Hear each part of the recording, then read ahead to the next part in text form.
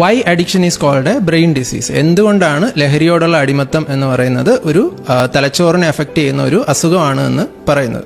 So let it be any substance, nicotine, alcohol, cocaine, കന്നാബിസ്, MDMA, LSD, അങ്ങനെ ഏതൊരു substance ആണെങ്കിലും ഡയറക്റ്റായോ ഇൻഡയറക്റ്റായോ, നേരിട്ടോ അല്ലാതെയോ തലച്ചോറിലെ മീസോ ലിംബിക് ഡോപ്പമിനർജിക് സിസ്റ്റം അല്ലെങ്കിൽ റിവാർഡ് സിസ്റ്റം ഓഫ് ബ്രെയിൻ അവിടെ ആക്ട് ചെയ്തുകൊണ്ടാണ് ഇതിൻ്റെ എഫക്ട്സ് ഒക്കെ ഉണ്ടാക്കുന്നത്. സോ ഇങ്ങനെ നമ്മൾ റിവാർഡ് സിസ്റ്റം എന്ന് പറയുമ്പോൾ അതിനകത്ത് എന്താണ് ഈ റിവാർഡ് എന്നതുകൊണ്ട് ഉദ്ദേശിക്കുന്നത് എന്ന് ചോദിച്ചാൽ, നമ്മൾ let it be any life events, situations or activities, ഏതൊരു കാര്യത്തിനാണെങ്കിലും നമുക്കൊരു പോസിറ്റീവ് ഔട്ട്കം ഉണ്ടാകുന്ന സമയത്ത് നമുക്കുണ്ടാകുന്ന ഒരു സാറ്റിസ്ഫാക്ഷൻ, ഒരു തൃപ്തി, അതിനെയാണ് നമ്മൾ റിവാർഡ് എന്നതുകൊണ്ട് ഉദ്ദേശിക്കുന്നത്. സോ ആ ഒരു റിവാർഡ് ഫീലിംഗ് ഉണ്ടാക്കുന്നതിൽ ചില ബ്രെയിൻ ഏരിയാസ് വർക്ക് ചെയ്യുന്നുണ്ട്. സോ അത് പേരെടുത്ത് ചോദിക്കുകയാണെങ്കിൽ ventral tegmental area, striatum, nucleus accumbens, amygdala, hippocampus, limbic സിസ്റ്റത്തിലെ ചില സ്ട്രക്ചേഴ്സ്, ഇവിടെയൊക്കെയുള്ള ഡോപ്പമിനർജിക് ന്യൂറോൺസും അതിൻ്റെ പ്രൊജക്ഷൻസും, ഇത്രയും കാര്യങ്ങളെല്ലാം ചേർന്നിട്ടാണ് നമുക്ക് ഈ ഒരു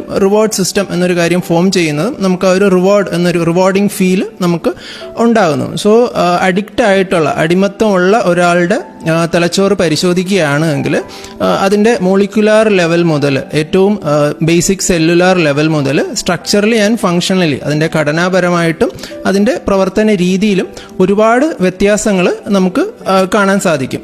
സോ മരുന്നുകളിലൂടെയോ ബിഹേവിയറൽ ട്രീറ്റ്മെൻറ്റിലൂടെയോ ഈ വന്ന ചേഞ്ചസിനെ കറക്റ്റ് ചെയ്യാനോ അല്ലെങ്കിൽ കോമ്പൻസേറ്റ് ചെയ്യാനോ സാധിക്കുന്ന ഒരു സമയത്ത് മാത്രമേ ലഹരി വിമുക്ത ചികിത്സ എന്ന് പറയുന്നത് പൂർണ്ണമാകുന്നുള്ളൂ. സോ ഇങ്ങനെയൊക്കെ ഉള്ളത് കൊണ്ടാണ് നമ്മൾ അടിമത്തം എന്ന് പറയുന്നത്, അഡിക്ഷൻ എന്ന് പറയുന്ന ഒരു ബ്രെയിൻ ഡിസീസ് എന്ന് പറയുന്നത്.